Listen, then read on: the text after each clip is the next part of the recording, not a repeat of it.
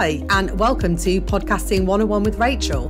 This podcast is for busy female entrepreneurs who run their own businesses and want to start a podcast, or who may already have a podcast. I want to share practical information and tips on how you can get your podcast started and managing it along the way.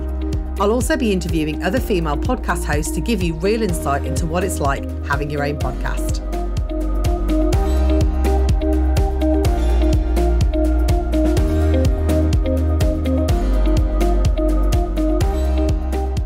Hi everyone, and welcome to this week's episode. I am very happy to have Hannah back on the show. Hannah is the host of one of the hosts of the Showing Up Solo podcast. It's great to have you here again, Hannah. Oh, thanks so much for having me again, Rachael. I think this is my third time being your podcast guest. Oh, yes, because the Virtually Inspired podcast and then this podcast. And then, the third time, because it was you and Nicole came on, Austin. You've also been my guest. It's always just a pleasure to talk to you, Rachael.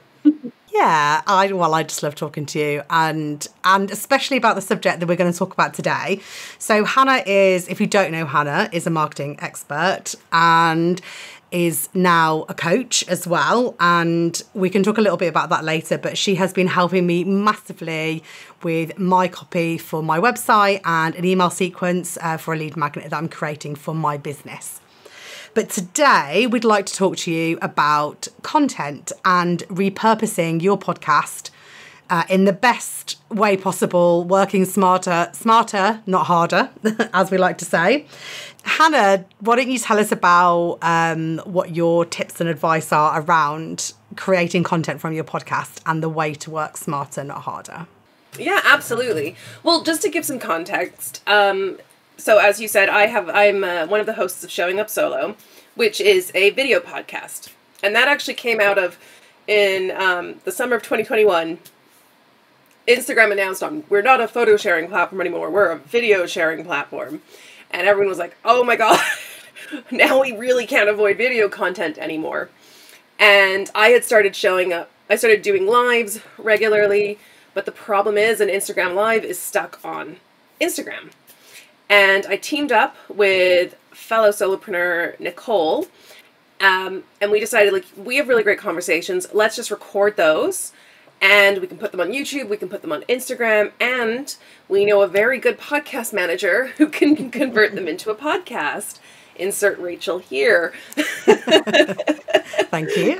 Yeah, so that's really what happened, is our podcast came out of a need for marketing content, for social media content. And sometimes I think that's one cause, but I think most people who have a podcast don't tend to come to it from that angle. They sort of, I want a podcast, authority building, but they don't really think too much about marketing it. I've worked with a lot of online service providers who they're either guests on podcasts regularly or they have their own podcast, and they'll promote their episode, they'll do one audiogram, and they'll do one newsletter, and then that's all we hear of that content. And that's what really inspired me to come up with my full circle content method, because it's such a waste. You put all this wonderful energy into this podcast episode, and you have this amazing episode, anywhere from 20 minutes to an hour long, full of juicy content, full of great information, and you put like a 60-second audiogram on Instagram, and then that's all we hear about it. And it can just go so much further. So the full circle content method is kind of like our little term for it, where it's about taking this one piece of long form content, whether that is a podcast, a blog post, or a video, and then turning it into as many little pieces of content as you can. So I'll use Showing Up Solo, our series, as an example.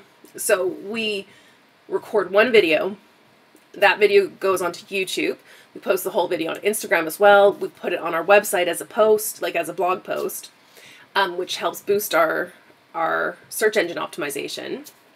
We hand off to Rachael, who turns it into, we hand it off to you, Rachael, you turn it into a podcast, which then goes on Apple Podcasts, Spotify. I'm forgetting one. Google Podcasts. Google Podcasts, yes. So this is why you're in my life. I think there's Stitcher as well. There are quite a few kind of like indie distributors, I'd say. But I think those are the biggest ones that you mentioned that are the most important to be on. Yeah, so that content's going out on those channels then as well. And then we have plans later to convert the episodes into actual blog posts. I want to see if I can work in some AI to make that process a lot quicker.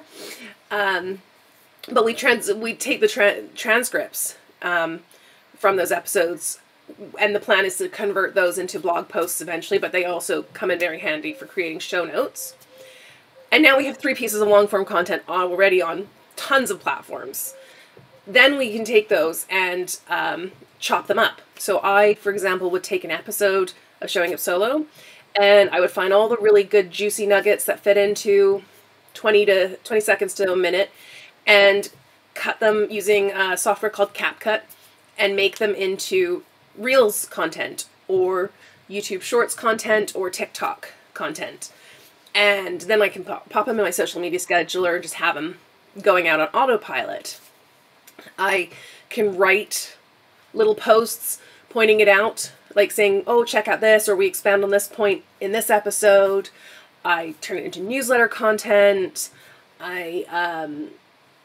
You can make carousel posts. That's the one with the multiple images. Audiograms obviously are great, and audiograms count as video content. So if you're someone who doesn't like showing up on camera, or your podcast is audio only, you can still make an audiogram in Reels format. Canva is great for that, by the way, but also Headliner. And then you're still accessing that video content avenue without having to put your face in front of a camera. And I think that's just even scratching the surface. That doesn't even... You can tweet about your content. You can use Pinterest. And so basically we like harvest our episodes for every little ounce of information and put it out there. And a lot of this can be just done in the background. Today, I got a little notification on my phone. Oh, your video is ready for you to post in TikTok. I hit publish, boom. And there's another 200 views for me today. For the episode that that clip came from was from June last year. So like I'm promoting an episode from a year ago, and it's still going to get like 200 views today because most people haven't seen the old episodes yet. Yeah, I think that we do forget that not everybody sees the episode or the content, whatever content you've created for the episode, when you send it out there. Like, for example, if you put it out as an Instagram post, I mean, if no one's seen it within a few days, I mean, no one's ever going to see it again unless someone's specifically gone to your grid and like literally looked through all your posts, which, I mean, is amazing if someone does that, but I mean, potentially a rarity if someone's going to do something like that. But what you just talked through is just so many ways in which you can get that, what you've already created in whatever long form content that it is, to get all those pieces out there to make your marketing easier and evergreen as well. Because like you say, reusing your previous episodes, they're still relevant. I would say 99% of everybody's episodes, unless it's like a Christmas special or something like that. But even then you can create all that content to come out seasonally if it is a season, type of content, depending on what you're talking about. But I would say most 99% of podcasts, you can have them going out all the time. And that is what I love about what you do, breaking down those little pieces into all the different forms and then, scheduling them to go out. And you've used you use Meet Edgar, don't you, for scheduling some of your content. Now, for those of you that don't know what Meet Edgar is, it's a scheduling platform that you can plug all your things in and then you can kind of hit shuffle. Is that how it works? Yeah, so Meet Edgar, I really like. It's not an inexpensive social media scheduler. It's I think it currently is around $50 a month, which is not cheap. There's lots of free options out there. But what I like about Meet Edgar is You can do so many different platforms. You can do Pinterest, LinkedIn, Facebook, Instagram, TikTok. Like, I think you can even do YouTube, but I'm not 100% sure about that one, so don't quote me on that. But you can do so many different platforms. And they have this really great tool where when you go to add new content, if you just paste a URL into the caption and then hit suggest variations, it'll come up with different posts for you. Just auto generates a bunch based on whatever information is on that web page already. So if you do tweets, for example, it's basically written for you. It's so easy. So I like it for that if you're like stumped. But then the other thing I like is you can have categories. So I have like categories on like episode clips, or I might have like for a while we had informational reels and fun reels. So that I would be like, I want fun stuff to come out on Fridays and I want informational stuff to come out on Wednesdays. And you can put the content in these categories. You can hit shuffle and it just mixes them all around and then sends them out. Some platforms you get a little nudge saying you actually have to post. Other platforms it just does it. And I actually offer that service for a lot of clients too. We've been doing a lot of content banks, which is just a fancy way of saying we create a great big Google Doc and we write down a whole bunch of captions. So for like one client, they had just a ton of really great blog posts that they weren't sharing with the world after it had been posted. So we created 3 captions for each of those blog posts and ended up with 52 posts. Like that's a year's worth of content from work they had already done. And that's all being plugged into Meet Edgar, hit shuffle, and then that's going out once a week. And they look like they're super active, like they're super on top of it, and it's all work they already did. Yeah. That is, I mean, even if you don't use something like Meet Edgar, you just, you know, if you allocate yourself a certain amount of time to create this content, your content bank, which is something that I took part in Hannah's Set Up for Success course, which was amazing. And in one of the last module there was looking at the content bank. So when we were discussing that, you just kind of opened my eyes into look at, right, like you were just talking about, take this and do this and this and this and this and think actually that is, and when you put it in terms of that's 3 months worth of content or that's a year's worth of content, actually makes you think, well, actually then I could just spend a bit of time plugging it into whatever mix maybe of social media schedules you've got, depending on what your, you know, what investment you can make into those kind of things, you know, maybe between Canva. I use Buffer sometimes as you can connect to 3 different channels there. Yeah. Later I know you can do multiple platforms. I mean, they're all evolving. Give it a year and every platform's going to be available on every scheduler. They are also getting meaner on what's available on the free options, I've noticed. I've had a couple of emails about things because I used to use Hootsuite when I first started 2 years ago, but then they like massively changed, rejigged how you could do stuff.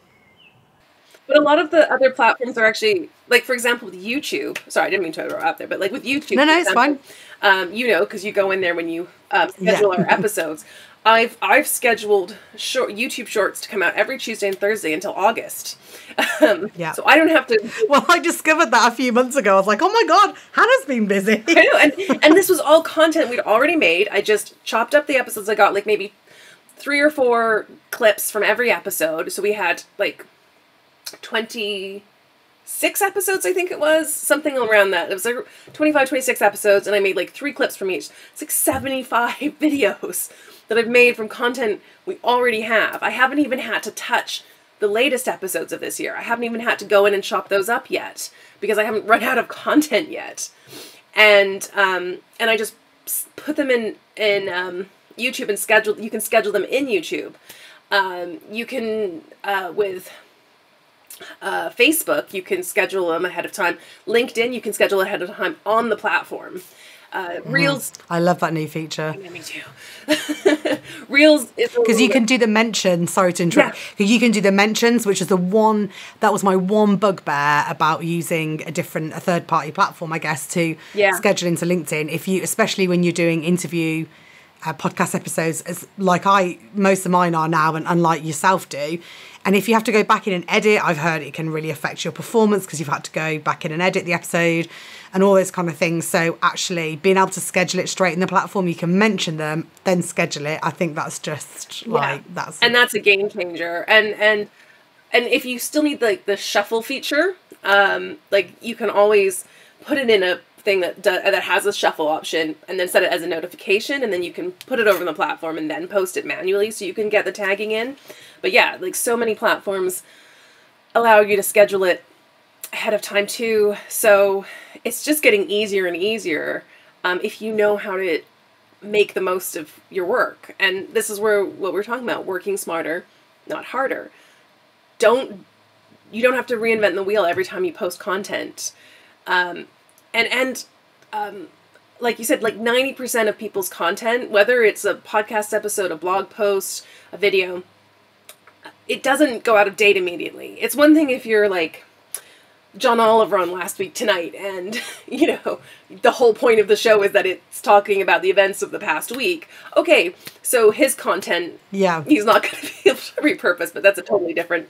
But for the rest of us, like my marketing stuff, some of the social media information will change and update, but the marketing principles, the strategy behind things, that doesn't change.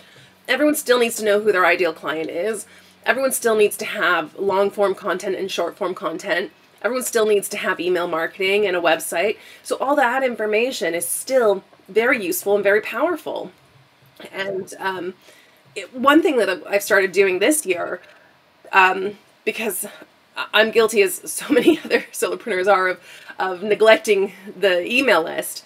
So I just created a template in my email marketing software, Flowdesk, and I just had this like something old, something new, something borrowed, something for you. I love it. I love that. I was very proud of myself when I came up with that. And so now every time a new episode comes out, I'm going to send out a newsletter, and all I have to do is plug in a different old episode into something old, and that's literally just a case of like putting a link in there. Plug the new episode in there, and then borrowed is usually something from my guest's content, or if it's not a guest, just someone, like a piece of interesting information that I've read or listened to or watched. And then the something for you is where I drop in a little promo thing, whether it's a free resource or a special offer or just a highlight on a package. But it's just plugging it in. It takes 10 minutes tops, and I'm maybe writing a little bit at the top, which, here's a secret, you can just repurpose captions from other social media content as your newsletter content and vice versa. But then it just goes out, and it just takes like no time because I've done all the prep work behind the scenes. Yeah, I think that prep work is the most important thing to do behind all of, to make the rest of everything flow. So, I mean, like yourself, so with my podcast, I write my show notes, and then I use the show notes for my email marketing, and I use that for posting on social. I tend to just do LinkedIn at the moment. So I will then do a similar post on LinkedIn, and then I try to pick out a few clips, different clips for, and then I'll use one to promote it, and then I'll save the other ones as a promoter, as an evergreen thing, and then I'll keep trying reusing those clips and re-promoting the posts as well. And I think also kind of you can go back and look at some stuff that maybe if you've done like the evergreen stuff, you know, what captions you use, you can go back and use those again, or if you want to tweak them again, those kind of things, because like you say, not everybody sees them the first time around. And like, I know how much you post. I don't always catch yours the first time when I go on my Instagram because of the way the algorithm works as well. So it just depends. Especially with the rise in video content, people are reading captions less and less. Captions are still super important, but when people are reading captions less and less, they're not going to notice if it's verbatim something that you've posted before. Honestly, they do not notice. If they do, no one said anything to me, and it hasn't affected my results.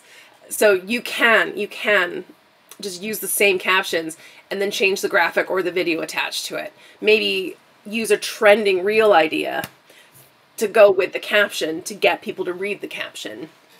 I also just wanted to touch on and I'm going off on a little tangent, but how to come up with ideas for content, because I know that is a real difficult part, whether it's coming up with ideas for your podcast episodes or your blog posts. And Nicole and I always recommend going to answerthepublic.com. It's a great website. You just type in a few keywords and it'll tell you all the questions that people are asking around that subject matter.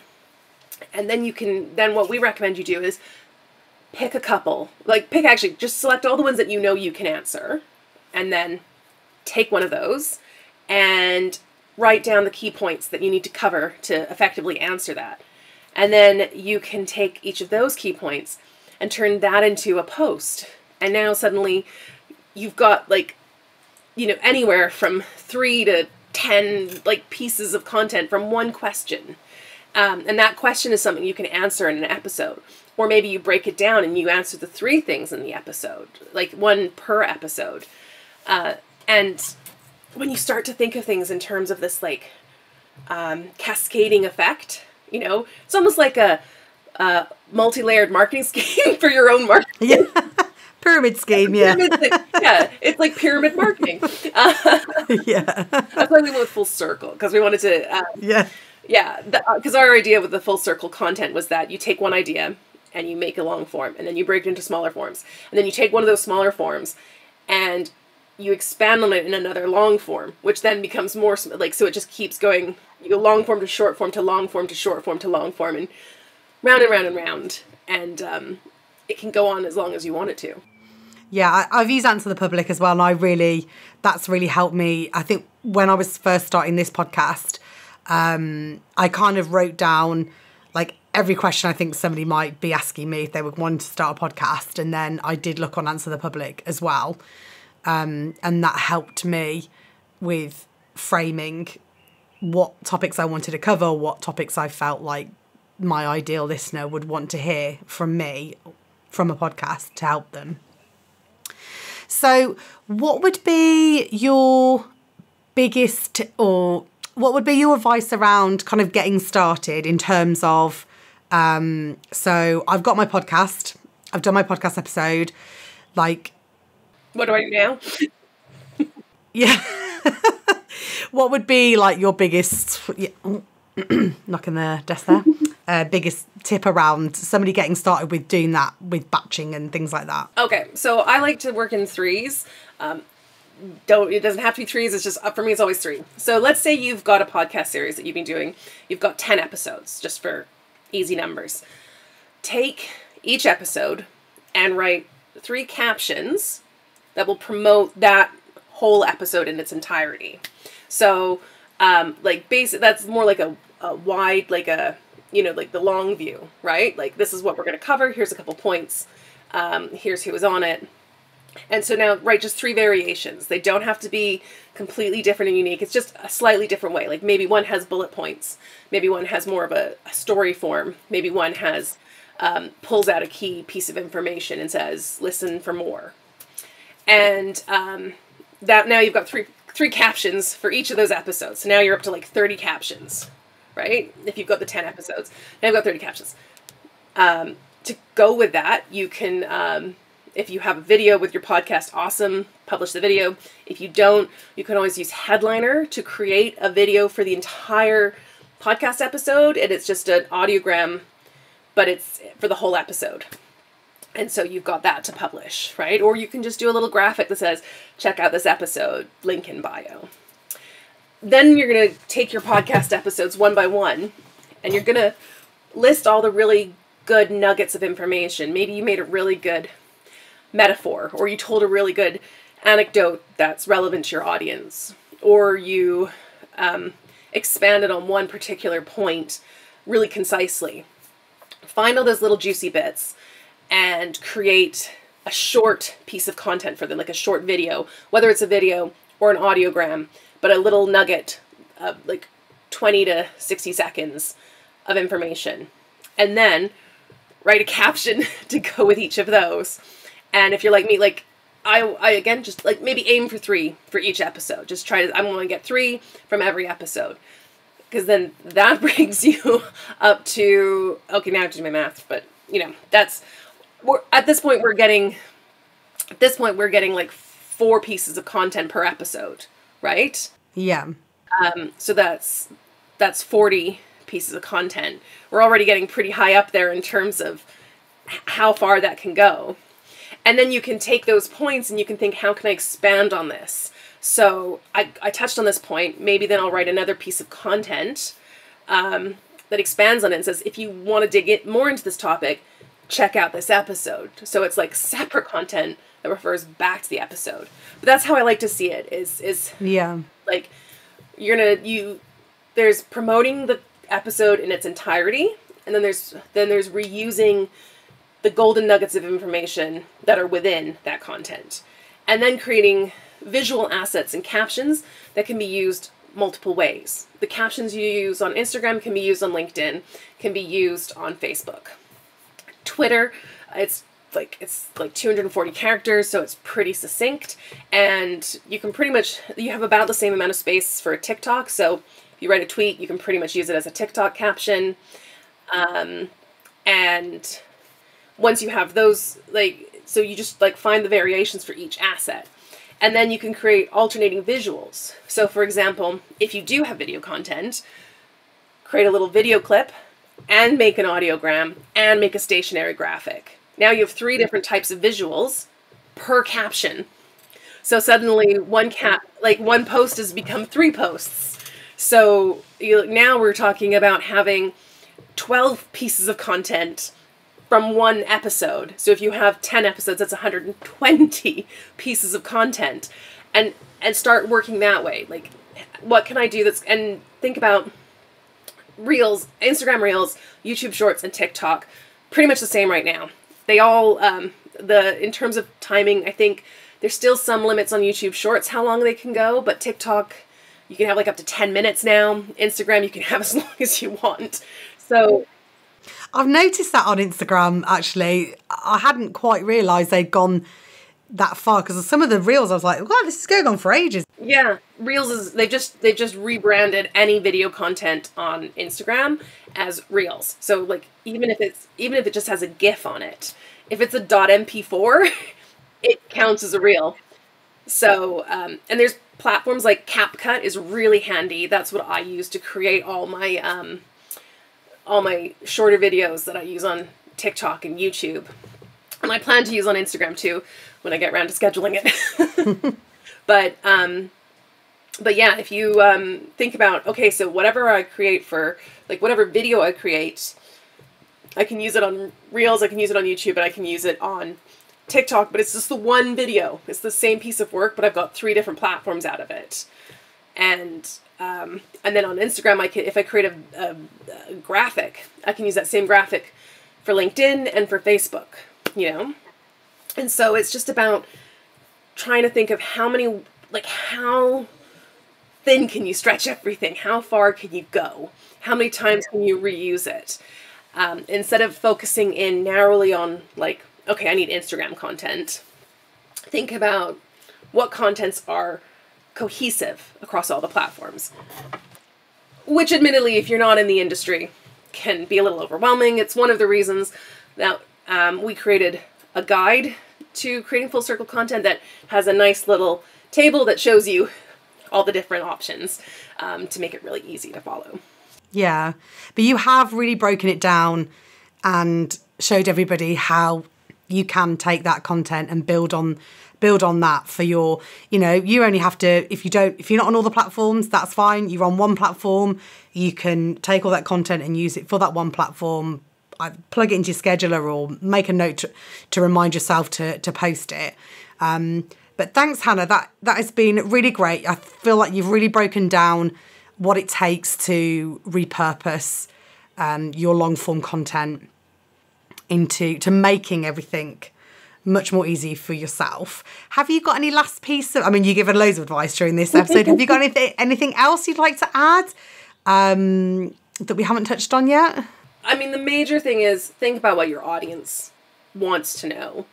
Answer the questions that they're asking, and remember that they don't know as much as you do. It can be very tempting. I think I've slipped into it too, into slipping into jargon and assuming people know all these things. So I always do the 5-year-old rule, although my 5-year-old's pretty sharp, but where you say something, and if they go, "What's that?" you explain it, and like until you get to the point where there's no breaking it down any further, like that is it, right? So if you say like, "Oh, you need a lead magnet," what's a lead magnet? It's a free resource in exchange for an email. Why do I want an email marketing? For this, and if you think about everything like that, it'll really help you create your content, because people need bite-sized, easy to implement, easy to absorb, easy to digest information. So create these great pieces of long form that's like your whole meal, and then cut it up into bite-sized chunks for everybody. That is a great point about making sure that you're not using too much jargon, and it's easy to do when you're at your level that you're at. But yeah, breaking it down into bite-sized chunks is a great tip. Thank you, Hannah. Well, thanks for coming on the show. Do you want to let people know where they can find you if they're interested in finding out more about you and showing up solo and the full circle content? Absolutely. So you can follow me at Showing Up Solo on everything. You can find us on LinkedIn, TikTok, Instagram, YouTube. Also the website showingupsolo.com, where you can find the backlog of all the previous episodes and any guest episodes we've done. This episode will be on there too. Plus, you can also see our coaching services. We have a few packages. We're about to, or depending when this airs, have kind of retweak them to turn that Setup for Success package that you got to do, Rachel, into more digestible, smaller chunks so that you can kind of take it a section at a time. And then we also have our free guide to full circle content. I will get Rachel to leave a link in the show notes for you. There's a really clear infographic. We list some of our favorite tools, and we have added the trainings that we did a challenge in the fall of 2022, and we've put those trainings up there too. So there's actually like 3 hours worth of videos that really go into detail on how to do this there for you too. So you can, it's a really great resource, and it's completely free. Those trainings were brilliant. They were really good, because I did your challenge for Christmas. So they're really good. I would really recommend everyone to go along and take a look at that. I will, of course, as Hannah said, link all the links in the show note and put Hannah's details in there. I will also link to some of the resources and platforms that we mentioned throughout the episode, so you guys can check those out for yourselves as well. So thanks again, Hannah, for coming on, and we'll catch everyone soon. Thanks for having me. Bye. Thanks for listening to the show. If you'd like to connect with me or get in touch, then head on over to my website. If you liked the episode, then I'd love it if you could leave me a review in your chosen podcast app. Your feedback is much appreciated. See you next time.